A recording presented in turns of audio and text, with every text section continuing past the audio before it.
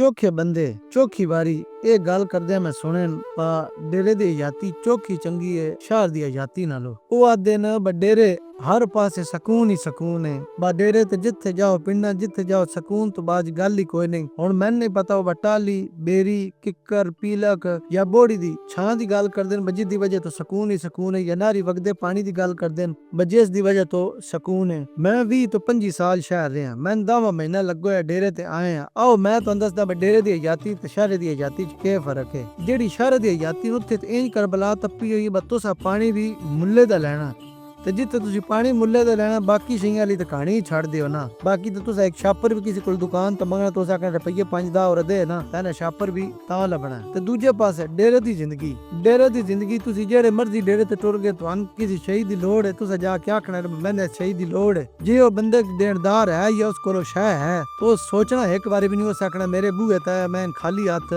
नहीं गलना।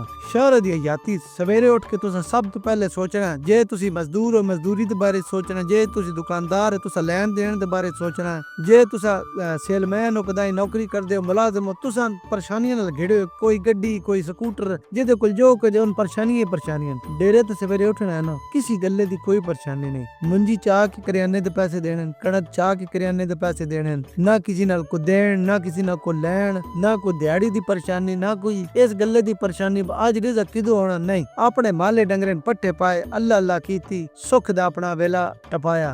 मिलदे नवीं वीडियो नाल, रब राखा।